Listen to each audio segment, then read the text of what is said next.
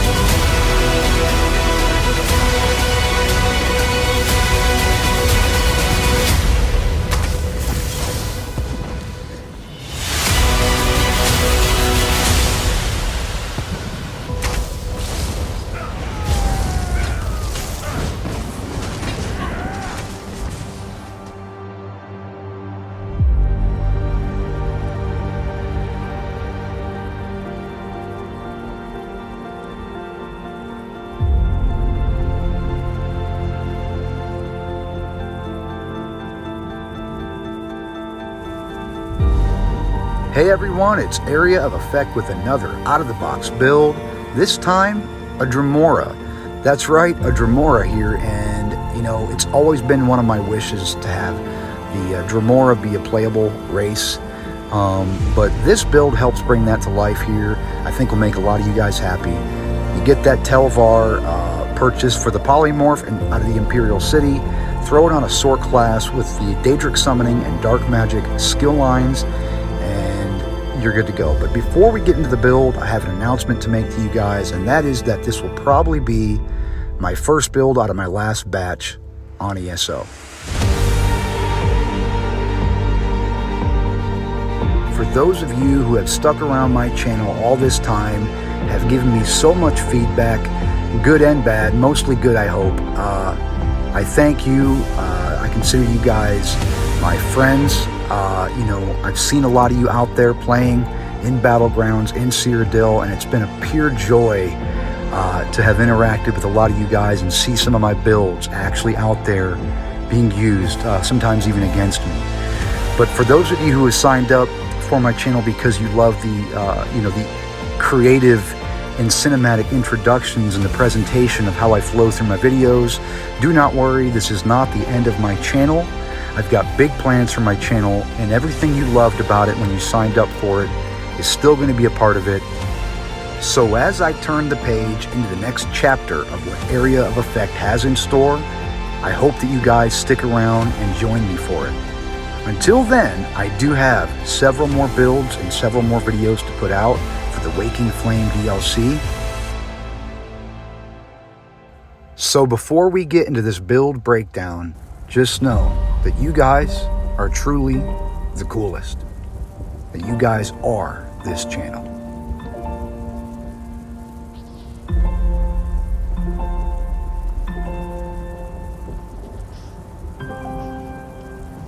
I mean, I make the videos, but you know what I mean. Like, so this is taking a lot longer. This is dragging out. Okay, here we go. There's the Black Fade. Now, let's jump into the build. All right, taking a look at the stat screen, we've got over 5,300 weapon damage, over 2,500 stamina recovery, over 32,000 max stamina, a decent amount of max health, and the resistances are pretty nice. We're using the Artaeum Takeaway Broth. You could use the Lava Foot Soup and Salt Rice for higher stamina and higher stamina recovery. The Lover is going to help us with some penetration. I played between this and the weapon damage boon, and I like the Lover better. We are a Dark Elf on this build. I like the passes for a Dark Elf in PvP, but you don't have to be a Dark Elf. You could pick a Stamina race, as this is a Stamina build. You could pick an Orc, a Nord, a Redguard if you'd like. They would do just fine. And as I mentioned earlier, this is a Sorc class, a Stam Sorc, and it's got so much burst, which is ideal in PvP. It's about how fast you can deal those big numbers versus, you know, how consistent you can over a long period of time. Burst is what you want to capitalize in PvP. Check out I'll play this in both regular speed and slow motion, the same clip, and if you add up the big numbers, it's over 115,000 total damage within a 1.5 2 second period time with that second dizzying swing right there. Okay, so let's jump into the gear that we are wearing on this build. The first 5-piece set is Kalurion's Legacy's Greatsword, Nirnhone, for extra weapon and spell damage. When you deal direct critical damage with a single target attack, you'll launch an elemental ball, basically an orb that deals around 14 to 15,000 before mitigation. And what's cool is the Stampede skill is going to always land us a critical strike. So no matter where we are and what we're doing, we'll guaranteed proc Kalurion's Legacy on command. Stormfist is our monster set. It still hasn't been tweaked down as far as the tooltip. It's out of balance compared to other monster sets that scale off of weapon and spell damage. So this one is still my go-to, especially with the first piece being a Stam recovery trait, and it's an Atronach, so it's pulling it, you know, he's pulling it straight from Oblivion. Second 5-piece set, Scavenging Demise. It's a medium armor set. When you deal critical poison damage to an enemy, summon the Scavenging Maw. He appears behind them, deals over 17,000 damage before mitigation, but also afflicts them with minor vulnerability. There he is. He came behind, hit him. He's glowing red now with that red smoke. Minor vulnerability, increasing all their damage taken by 5% for 15 seconds. This has a 10-second cooldown, so you can capitalize on some overlap. I'll get into the weight distribution of our pieces in a sec. First, let's cover the last set, which is Vatistran's Perfected Bow. This is on our bow bar. It's a 2-piece, and it basically buffs the damage of Snipe by 33% at max close proximity. The closer you are, the more damage it's going to deal as a bonus multiplier. The cool thing about having this bow is the rotation that we can buff up and set ourselves up for, and I'll get to that here in just a sec. But let's get into the skills now. Dizzying Swing is the first skill on our two-handed bar. Deals almost 14,000 damage. If you do it twice in a row, I can't do it to him. He's off balance with the first hit. The second hit will stun them. The little dome above their head or ring indicated they were off balance. Reverse Slice. This is our finisher. It's not going to deal much damage up front, but when they are low health, it will deal multiplied, just pretty immense damage. Critical Rush. This is the skill we need to proc Kalurion's Legacy on command. It lunges in. It's guaranteed to deal a critical hit. There was the critical hit, and there was Kalurion's Legacy right after. If you use the Stampede morph, you won't proc Kalurion's Legacy, as it's not a single target attack. It's an AoE. Crit Surge. This is the skill we use to buff our weapon and spell damage. You could use Rally if you wanted to. You will get that minor endurance that you don't get from Crit Surge, and you'll get a little bit of a buff heal when it ends. But with Crit Surge, critical hits are going to heal you every second that you deal a critical hit.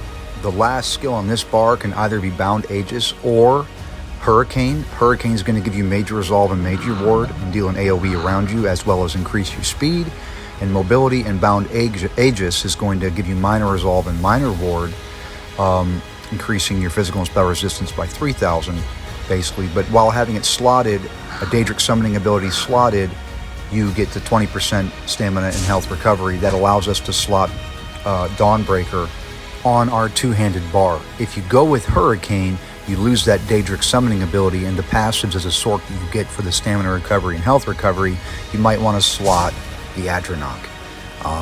Even if you don't really want to use it, that way you get your passive. If it doesn't matter, slot Boundless Storm, or Hurricane, sorry, and Flawless Dawnbreaker. On our bow bar, the first skill is Lethal Arrow. It deals a large amount of poison damage. This is basically the snipe skill. This skill will be buffed by the Vatistran's Perfected Bow. The cool thing is I've got the bow enchanted with a poison glyph. Between this skill and the delivery of the glyph at the same time, you have a pretty good chance to bring in, or I should say bring out, the Scavenging Demise, which is what you saw happen right there. And with the cast time, Crystal Weapon will come into play. It makes it super bursty. Our heal, Vigor, you can't go on a stamina build without a big bursty Vigor heal. We use Resolving for more for ourselves. Streak, this skill is going to allow us to get around pretty quickly, even though we've already got a lot of stamina recovery and we're a stamina build, so mobility is there. It's nice to have a quick get out. Dark Conversion is going to restore our Magicka by using stamina, so we can streak, and then if we run out of Magicka, we can Dark Convert and streak again. You really have a pretty good control over your resources with the Sorka class using Dark Exchange or Dark Deal. The last skill, Crystal Weapon. You imbue your weapon with crystal magic. You see it glowing purple there. You have only a few seconds to deliver a light or heavy attack to use to get this crystal weapon damage to apply. And when you do a light attack with it, it'll deliver with the light attack, supplemental to the light attack. What I do is with the snipe skill, it takes a second cast time. I cast Crystal Weapon to buff up, I snipe, and I'm already pressing light attack while the snipe is being drawn. So it delivers right with the snipe, the damage of snipe, the damage of Crystal Weapon, the light attack, Scavenging Demise, and sometimes even Kalurion's Legacy. And if it doesn't from range, as I swap quick enough, I lunge on in, and with my two-handed and Kalurion's Legacy's right there. That's where all the burst is coming from. Now I used some of the green CP tree to talk about that little rotation, but that's because the green CP tree sucks for PvP. Fall damage, that's relevant. Do what you'd like based on your own character for the green tree. Now the blue tree, we have Master at Arms. That's going to increase our direct damage by 10%. Pretty much everything we do is direct damage on this build, except for some of the status effects. Deadly Aim, increase the damage done with single target attacks. Most of this build is single target attack as well. Kalurion, Scavenging Demise, Snipe, the Glyph.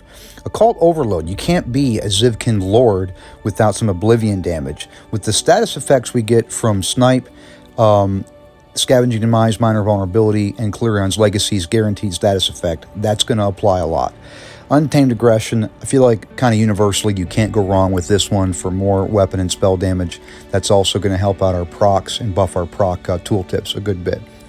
If you want to take one of these off and put on the Reaving Blows, since there's a lot of direct damage on this build, you can. You'll get some healing back for some of the damage you do. Okay, moving into the red trees now. Strategic Reserve. You get 30 health recovery for every 10 ultimate you have. If you hold on to your ultimate longer, you'll have a high health regeneration. That's going to double well with Artaeum Takeaway Broth. They did nerf Juggernaut. It used to be 10% damage reduction. Now it's 5%. I'm still using it. And Peace of Mind is the next one for more health and Magicka recovery. Health recovery, more importantly there. Magicka recovery is good for streak and stuff. And they did nerf Rejuvenation a good bit.